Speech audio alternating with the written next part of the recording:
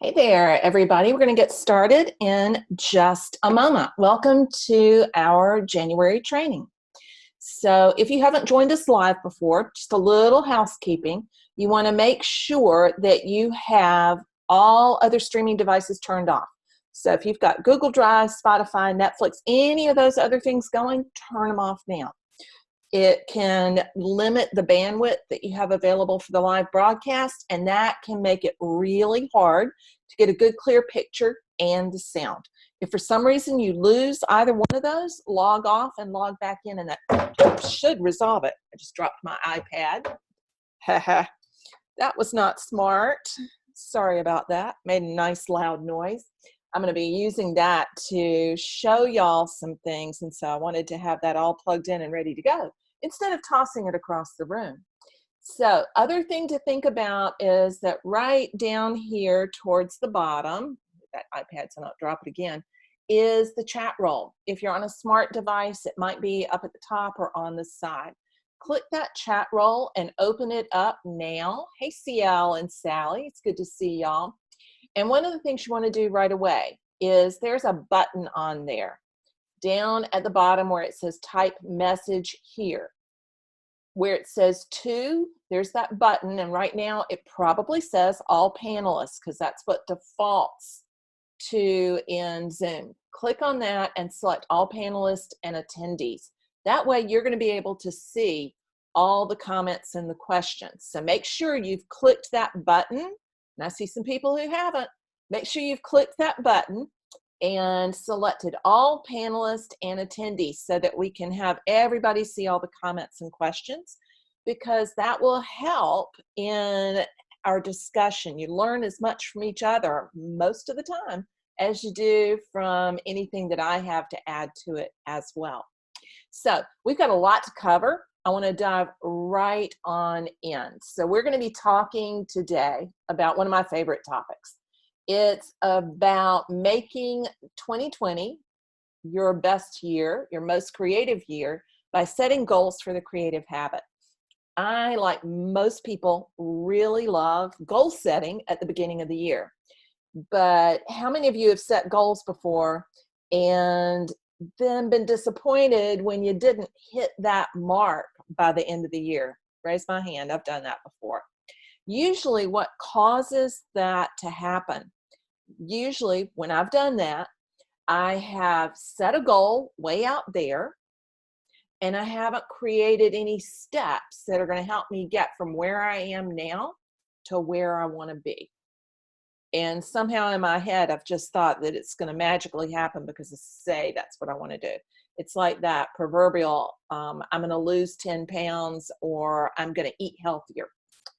That's one of the most popular New Year's resolutions is I'm going to eat healthier. And then you have to think about what you're going to do to eat healthier instead of just proclaiming it. So think about the things that go into that. We're going to think about what gets in the way. A lot of times it's getting really busy. It's getting stressed out about other stuff. It's about losing steam sometimes and running into roadblocks. But one of the things that can help you get past that creativity block or those roadblocks or getting too busy and stressed is having a real process for getting to those goals. So we're going to dive into those 5 steps. Number 1 is that you want to make sure that your goals are what we call SMART goals. Anybody ever heard that acronym before? I'm sure you have, at least at one time or another. That's an acronym for goals that are specific, measurable, that are achievable, relevant, and timely. So that means that they're SMART. And when you set SMART goals, it means that you make sure that there are things that you really can hit and not just a dream. I could set a goal to run and become the president of the United States in November. That could be my goal. But I'm going to fail at that already because it's not a SMART goal. It's definitely specific. It's definitely measurable. but it's not achievable. You have to run in the primaries. You have to raise a certain amount of money. So it would fail right there on that third measure. So let's think about what those things mean. Specific means, is it exactly what you want to achieve? Is it a clear target? Measurable means that, yeah, Lisa, I would never want to be president. I totally agree with that. I don't want to run for a political office at all. So that was one reason I chose that. It's not something I'm ever going to do. Measurable means, how are you going to know when you get there? So you want to have some way of either a yes or a no, or how much or how little did you get there. Achievable means that thinking realistically about where you are, about your current skill set, about the resources that are available. Is it achievable? Do you have the resources at hand? So going back to my running for president example, I don't have the resources to do that. That takes a tremendous amount of money in the United States. So it would fail on that. Relevant means, is it something that's important to you in your life? I mean, you might have the ability to do something, but does it align with your vision of where you want to be? Does it align with your vision of your life? Timely means, when do you want to achieve it? You want to set a definite time frame, not a goal out there sometime in the future, because those sort of soft, waffly goals never actually happen. So everybody write down SMART goals. You want them to be specific, measurable, achievable, relevant, and timely. That's an excellent one, Linda. Linda says her goal for 2020 is to publish a monthly newsletter. I'm going to challenge you to rephrase that a little bit, because the old traditional email newsletter doesn't really work anymore. You still want to send out an regular email, but I would think of it more as a short note. People don't read really long newsletters anymore. So, but send at least a monthly email. I think that's a grand idea. And I would actually suggest make shorter emails and make them once a week instead of monthly. But I'm going down a rabbit hole there. So what I want you to think about right now I want you to think about 3 goals. You know, this is the Artwork Living membership. We're talking about your creative goals. So everybody's going to have personal goals, and I want everybody to have eating healthier be one of them, exercise more be one of them. But we're going to talk about ones that have to do with your art business, and with your creative living. So I want you to think of one annual goal for your art, one annual goal for your business, and one annual goal for your creativity. And if you know what those are, like Linda has one already, drop it into the chat roll. Share that with the community. So set 3 goals.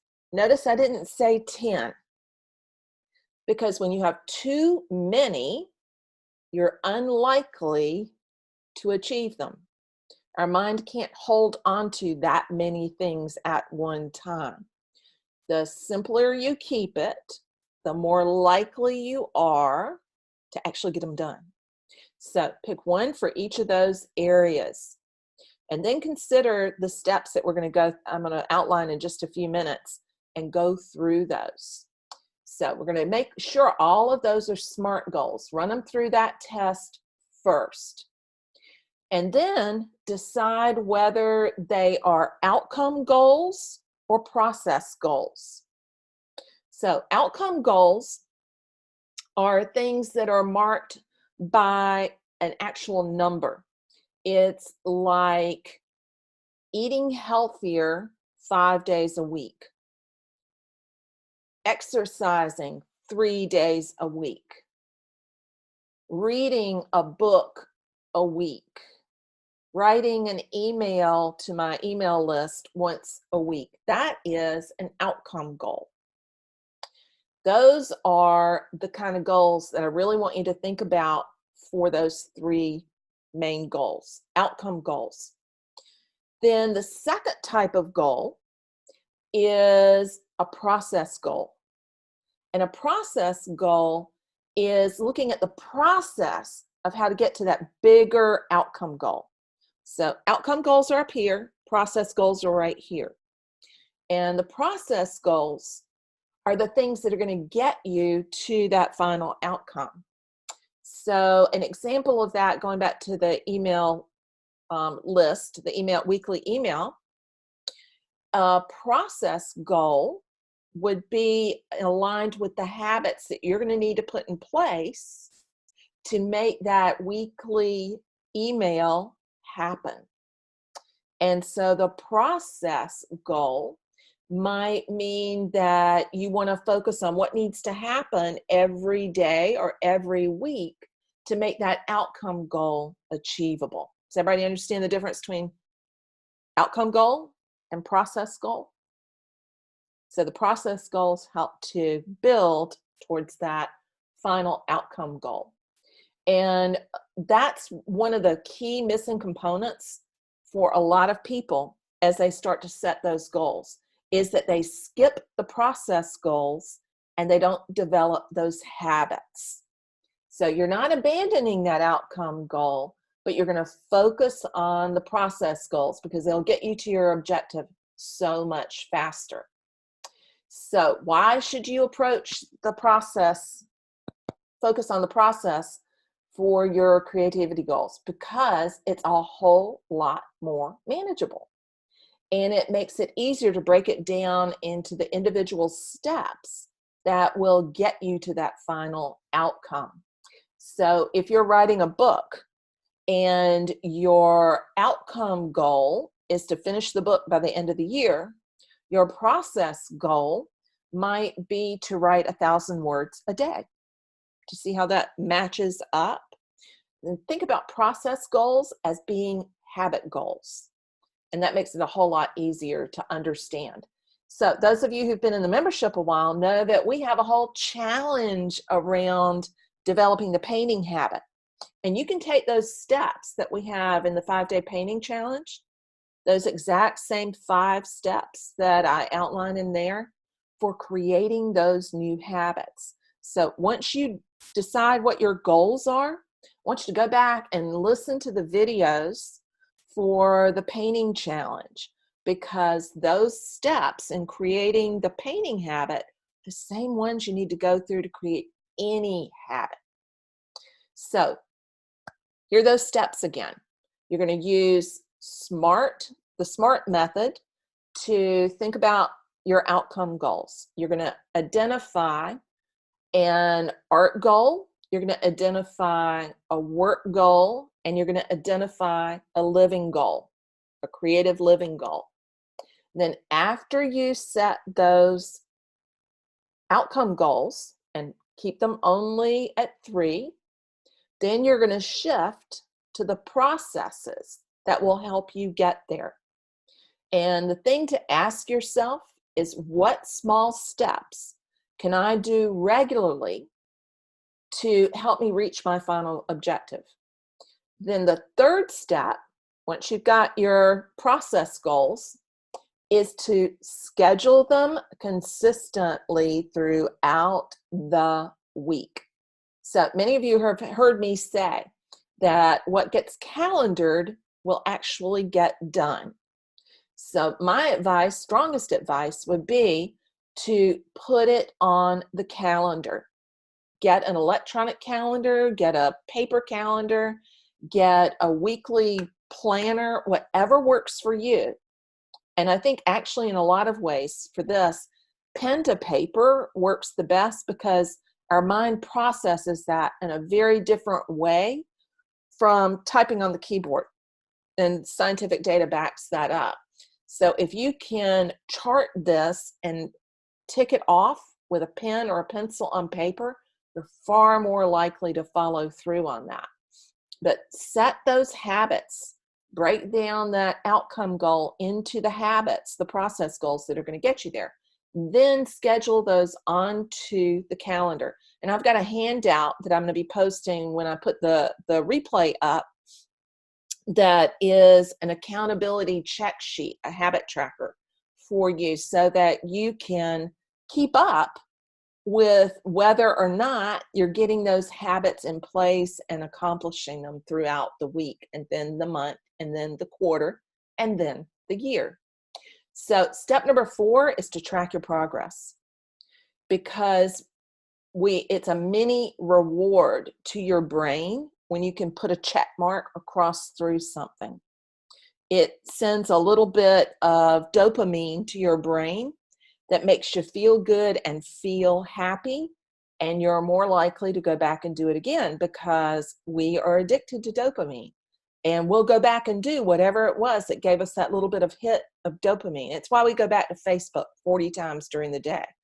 Reading Facebook, scrolling through Facebook gives us a hit of dopamine, and then it pulls us back in because of that as well. Then step number 5 is to celebrate your wins, both big and small. That way you'll reach your outcome goal with more ease. So I've got a couple more things I want to go over, but I want to dive into some of the questions that have come in already, or the comments, because I don't want to leave them right till the end. Lisa says, so her goal for her business is to hire someone to update her website regularly and assist her. I think that's a fabulous one.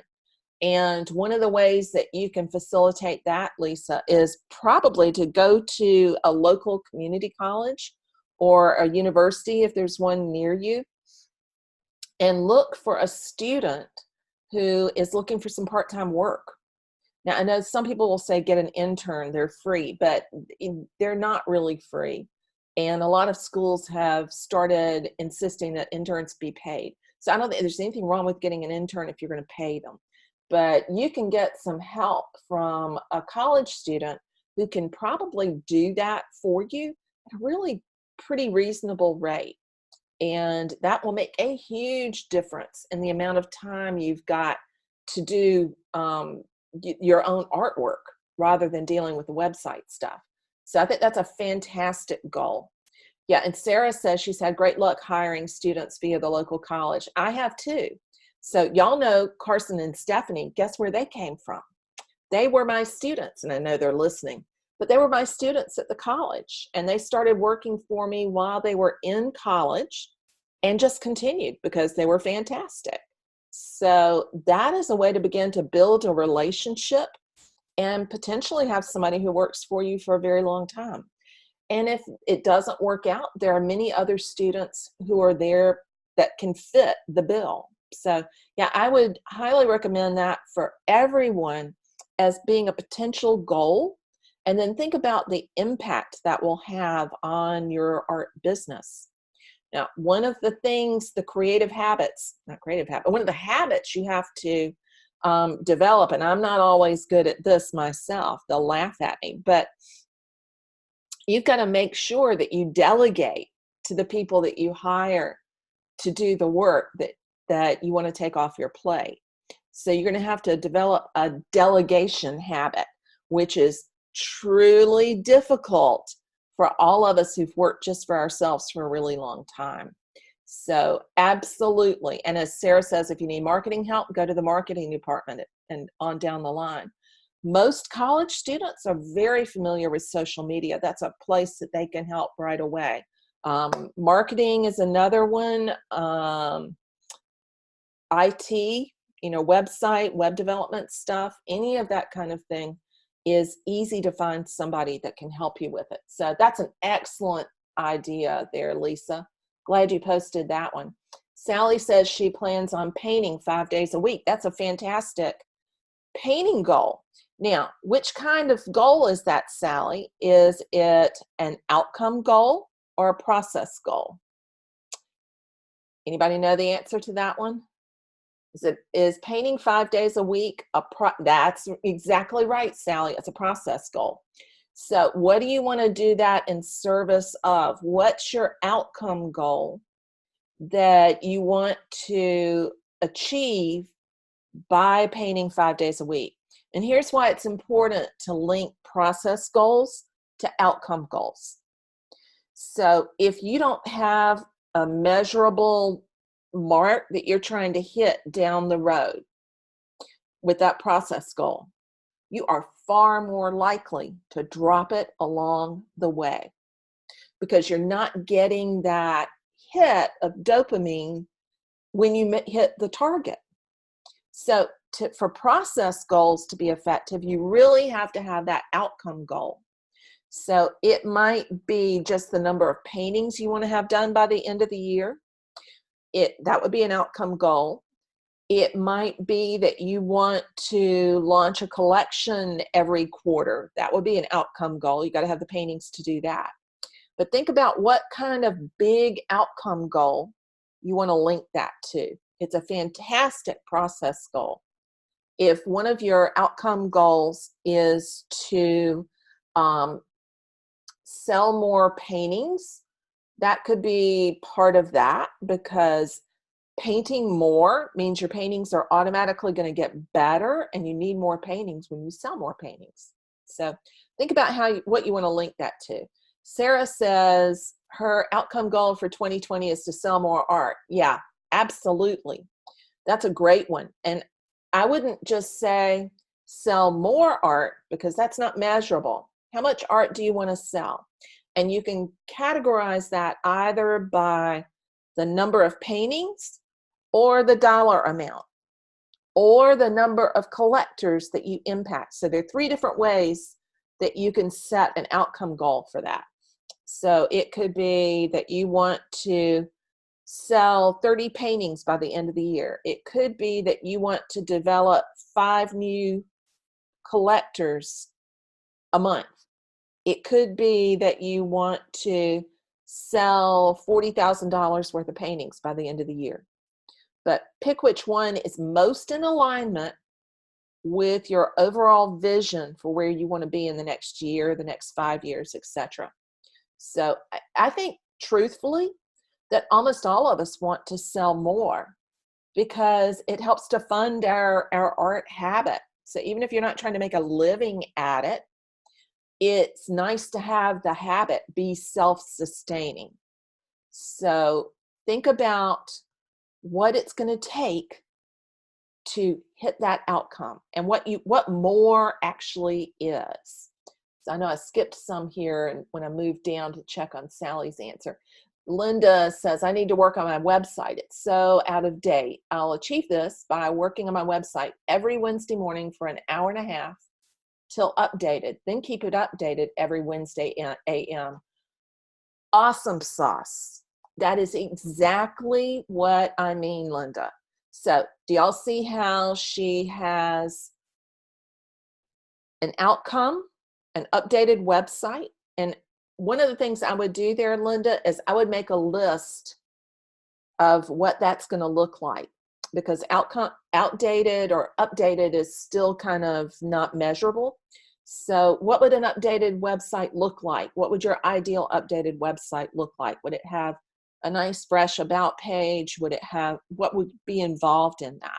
So that you have an idea of what you're shooting for. I think you've got a really great general idea, but make it as specific as you can. But do y'all see how she's laying out exactly what kind of process goals she needs to hit that outcome goal? That she's going to work 1 day a week in the morning for an hour and a half until it gets done.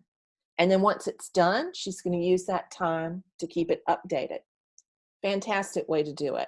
And when it's calendared and you get a little reminder on your phone and on your computer every time you log on, you're way more likely to do it.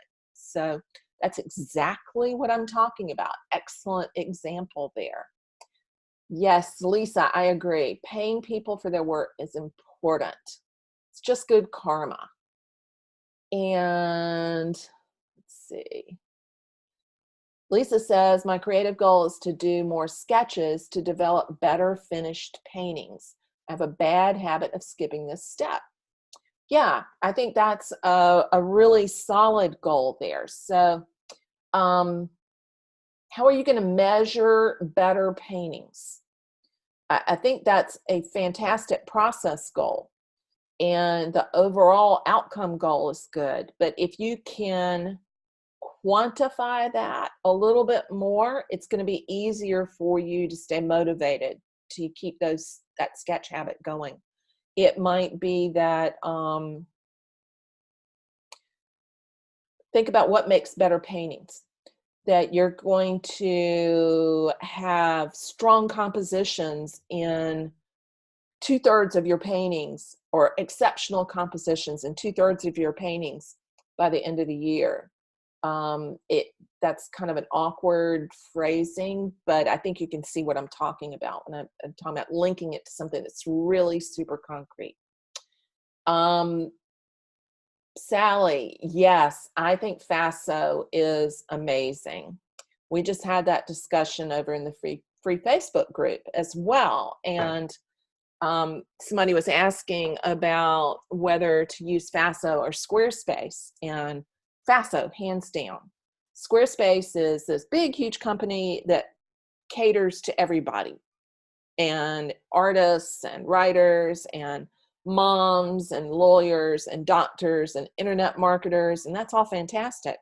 But they don't have the same kind of support that FASO does. FASO is just for visual artists, and it focuses on that narrow niche, which means all the people who work there know what you're facing, and they know exactly how to help you set up your website.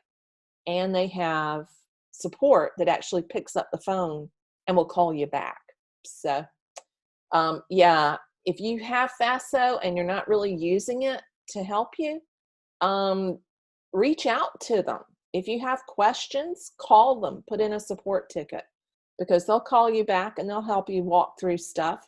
Now, they're not going to help you set a business plan, but they'll help you in getting the pieces in place in your website that you feel like you need to. So they won't do the work for you, but they'll tell you how to do it.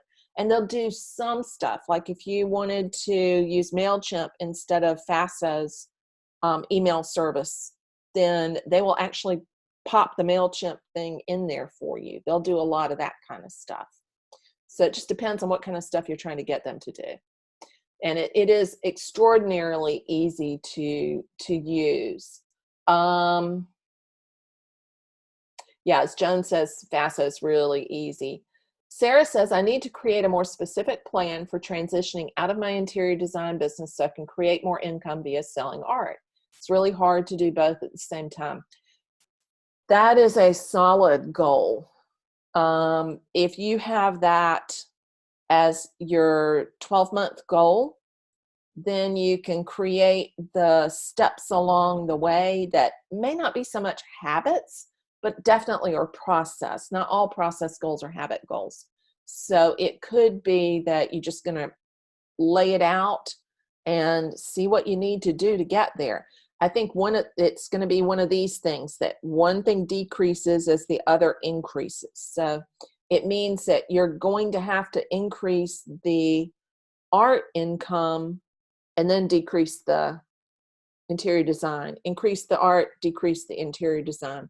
And that is a more stable way to go. That's what I did when I was leaving the college.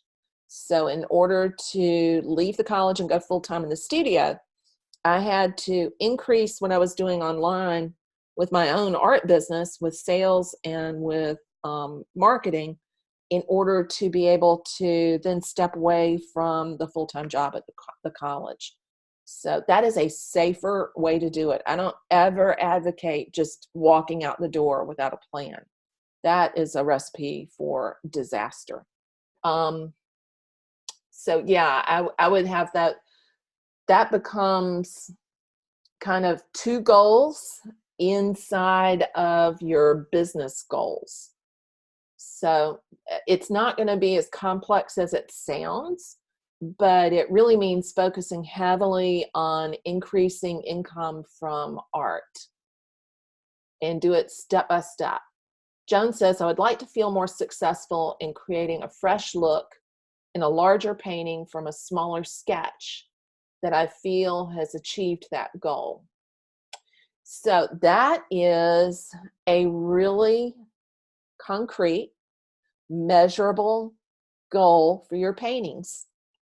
So I think you could put that one down as a 12-month goal. and it would be very achievable. Then think about the steps along the way that are going to help you get there. One of them is just going to be painting larger a whole lot more often. But I think that you can figure out what some of those steps and processes are going to be that'll help you get there. But that's a fantastic one, Joan. I love that one because it hits both points. It's got an outcome goal and it's got a process in there. Do y'all see what I mean by that? That's really measurable. It's concrete. She wants to paint larger, and she wants to have that painting have the same fresh feel, the same looseness and fresh feel that is in the smaller sketch. So I think that's a really great one. And Sarah says, I just got my site set up on Shopify, which was pretty easy for the person who did it. Yeah, Shopify is a great solution for selling art and for doing a website on art. I know a number of people who use Shopify. And the thing about Shopify is that it has so many really wonderful sales tools that I think will make it easy for you to really work on pushing that part of what you're doing. It is not necessarily for the faint of heart if you're trying to do it yourself. But if you've got somebody who set it up for you, then I think it's a wonderful solution. So CL says, can I give y'all an example of a business goal versus an art goal versus a living goal? And she says, I see the business and art goals being the same. It's a great question. And it's at the heart of what the membership is all about. So think about, let's pull that up. Let me share my screen here for just a moment. And that'll be a little bit clearer. She knows. So think about here in the membership. So an art goal is something you want to achieve with your paintings. They're all interconnected. So they're not as inseparable as it might appear. But a painting goal, in your case, would be what I'm talking about with your art. So it might be that you're going to paint 25 paintings this year. You're going to do way more than that, I know you. But that would be an example of an art goal. Or it might be, I'm going to paint, because I really love concrete ones. I'm going to paint 30 large-scale paintings based on sketches I've done in the Savannah Wildlife Refuge. Do you see how concrete that is? So I'm planning 30 paintings that are medium to large scale based on sketches done at the Savannah Wildlife Refuge. That's my art goal. And then my business goal for that might be to have an exhibition, a one-person exhibition of those paintings at one of the galleries that represents me. Another business goal around that might be to release a collection of the studies and sketches that I use to create those on my website. So the business goal is about sales, it's about marketing, it's about exhibiting, because exhibitions are part of marketing and building your professional name as an artist. But that's the business part. Even if you're not making money at it, it's the business part. So if you go through the membership website, under art, it's everything to do with your painting practice. So that's why we've got like the challenge in there, the painting challenge, the sketchbook, the painting water challenge, painting clouds. Those are all things that have to do with the actual painting process itself, creating a safe green studio. So that might be, that also kind of segues into living too, but having a safe environment to work in is an example of an outcome goal. Then for business, that comes under all the business, sales, and marketing stuff. So a process that I might use to market those 30 paintings at the wildlife refuge would be to post every day on social media about that process, about those paintings, about the whole project. And that becomes a habit that then helps to drive the sales of the artwork. Creative living, the creativity, feeding your creativity, means that you need to do things that are going to give your mind a break. It means that you need to remember to feed your creativity. So a habit that all of us, myself included, I've gotten really bad about this one. I don't go to museums often enough because I've been really busy in the last year. And it's been months since I've been to the museum here in town. So one creative goal might be to visit museums on a weekly basis. And then the process, actually going and doing it. So that one had the process and the outcome are really closely tied together. But does that make sense, CL? That the art has to do with the making of the art, the actual studio practice. The business, the work, is about the business, sales, and marketing side of it. And then the creative is about the mindset, doing the mindset work that's going to help feed that. Sally, if you go to the membership, so here's what you see when you first come in, if you're on the desktop. I don't think I have it on I don't have the app on my iPad, or I'd pull that up too. Yes, exactly, Sally. The outcome is inspiration, but that's a little hard to measure. That's one of the byproducts, totally. So think about creativity is inspiration feeding. So when you go to the membership and you come into the home page, you can scroll through the feed, but you can also go over here to topics. And when you go to the topics, you're going to see all of the past trainings, and they're organized around whether it's your painting practice, your work practice, or your creative mindset practice. So you'll find that list right over here under topics. So let me stop sharing that. And Sigrid says, painting more small art money pieces is also one of my goals that I hope will give some exposure and drive more traffic to your website. It will. It absolutely will. So you might want the painting small art money pieces is the process goal. And the outcome that you want from that is exposure and traffic on your website. So then quantify that traffic and exposure. Exposure really is the same thing as traffic. So think about how many visitors you want to your website every week. What is it now, and what do you want it to be? And that's a really clear number that you can measure and watch. So that's how I would tie those two things together.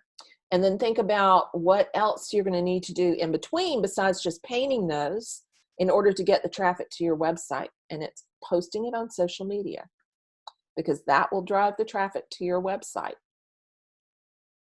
And Sally says, I want to paint larger. The process will take longer, which could be a problem with outcome. No, you just have to build that into your outcome. So you know that, for example, I can paint a small painting a day, which means I could end up with 366, because this is a year where we have February 29th. I could end up with 366 small paintings at the end of the year. But if I want to paint some larger ones in there too, they're going to take longer. So I just would not have 366 as my final goal. Or I might have 366 small ones and 30 large ones. But you just have to account for the extra amount of time it takes to paint larger. So build that into the outcome. And Sigrid also says that she has to start selling her art. It's her outcome goal. Process goals, translating your website to English. That is an excellent one, because that would make it easier to get a worldwide audience and market. Posting more often on social media. Yep. Painting a couple of smaller paintings every week. All of those things will absolutely help. And then think about what it would take to make it easy. One of the keys, and everybody think about this with one of the habits that you're trying to start. One of the keys to being able to get a habit and keep it is to make it easy. And an example of this, say that you have as one of your goals to exercise every day for a year. One of the ways to make that easy, because it's so easy to go, I just don't feel like it right now. But one of the ways to make it easy is to do it first thing in the morning and to lay your exercise clothes out on your bed the night before so that all you have to do is slip into them. Now, I know a bunch of people who take it a step further for that particular goal. They sleep in their exercise clothes so that all they have to do is roll out of bed in the morning and go straight out the door to exercise, because it makes it easier. It removes some of the friction from the process. So think about what you could do to make it easier to get started. Here's one of the things I do to make it easier to get started on a painting, is that I like to prep lots of panels at one time so that it's super easy to get started. I'm not having to wait around to go prep a panel when I'm ready to go paint. I batch things. So any batching that you can do of those steps is going to make it so much easier. But let's see if there's anything else that comes in. I think I've caught all the questions so far. CL says, I think at this point I want to paint 60 paintings this year, launching a new collection every quarter. Excellent. So 60 paintings is your painting goal, and then a new collection every quarter is your business goal. I think that's a great goal. That's totally doable, totally and completely doable. So I also want to take 4 weeks off this year, so that means 338 days are available for painting. Perfect. That's exactly what I mean. So, yep, one painting each 5 days. Yeah, and one of the things that I would be careful with on that is that if you turn yourself into a painting machine, it will crash your goal. So allow yourself a little bit of flexibility there, in that I would say one painting a week, because you're not going to paint every day. You need to have weekends. We often don't do that. So you're going to paint 5 days a week. So you're going to do a painting a week. And that to the mind doesn't sound as overwhelming as one painting every 5 days. Does that make sense? Good. Awesome. Yeah, I think that absolutely will work, Sally. If you want to work on a larger painting, that's a pretty doable schedule. So yeah, some of them might be small and some might be larger. I highly recommend having a range of sizes. Lisa says, I'm doing so well selling smaller paintings, 6 by 6 to 9 by 12. They're cheap to ship also. They are. That's that can be the majority of your sales. It can be your bread and butter and your stable income, and they are very cheap to ship and very easy to pack as well. So that's a tremendous art goal, and that'll work really, really well. So anybody have any questions about the difference between the art goal, the work goal, and the living goal, the creativity goal? And think about, again, this is what we're going to do. We're going to pick 3 big goals for the year, and then you're going to set outcome goals for those. So if you want to make more paintings, you're going to specify how many paintings. If you want to sell more paintings, you're going to specify how many you're going to sell, what income goal you need to hit. And then, for example, like with what CL said, you want to take a certain amount of time off during the year, set it, and then think about what you're going to have to do to be able to hit that. Then break those down into process goals, to the steps that it takes to get you there. Think about which things are similar and can become routines and habits. Think about how you can make those habits easy to stick with, easy to get started on. Calendar them out. Put them on your calendar. And then last but not least, track your progress. Actually, it's next to the last, not least. Track your progress. Use the progress tracker that we're going to have along with the video so that you can record. And I, again, highly recommend not just making a spreadsheet of it and having it on your computer. That's great, but it doesn't give you that dopamine hit. Print the thing out and write on it and put check marks on it, because it really will give you that great hit of dopamine when you can strike through something on your list, or you can put a check mark by it when you have it printed out where you can see it and your hand touches it with either a pencil or a pen. Makes a huge, big difference. So any questions about those steps that we went over there?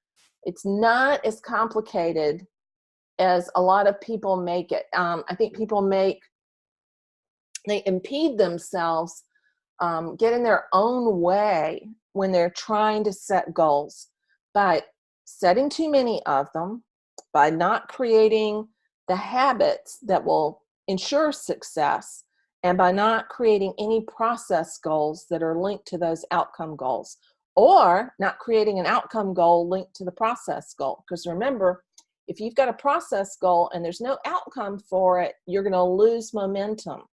That outcome is part of the reward. And so you need both. Anything else that anybody has a question about as far as the goals go? So one of the things that you can do that will help in sticking to the new habits is to share those in the group. So I set a goal for the year with 2 friends of mine that we're in a group together, and we set the same goal, and we're keeping each other accountable for that goal. There's something we have to do every day, and we check in with each other, not necessarily every day, but every couple of days, so that we can keep up with achieving our goal. And we know what the process is that's going to take us there, and we know what our ultimate outcome goal is. And having those 2 other people that I know, like, and trust and love dearly, also going down that same path, makes it so much easier. So use the membership, use the group to pull each other along, because we go further faster together. CL says just that 1 painting per week isn't realistic because of the dry time on oil paintings. Here's how you get around that, is not to work on just 1 painting at a time.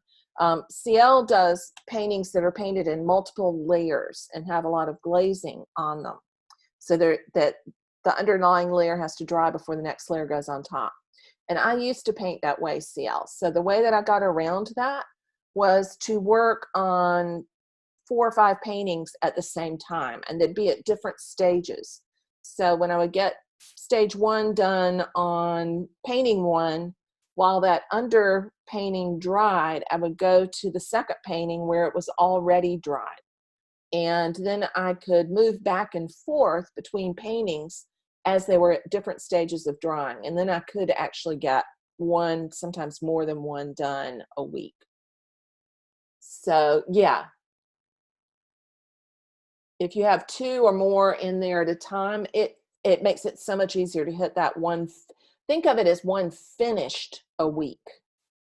And that makes it a lot easier to do that. So there's always a way. The only problem that you run into with that is, you know, moving things around and having that many paintings wet in one space at a time. So it becomes, you have to figure out the logistics of that, but probably having 2 or 3 going at the same time will help you get to hit that goal. Yeah, you have that new shelving rack. Exactly. That's perfect. The only problem I ever had with my shelving rack was when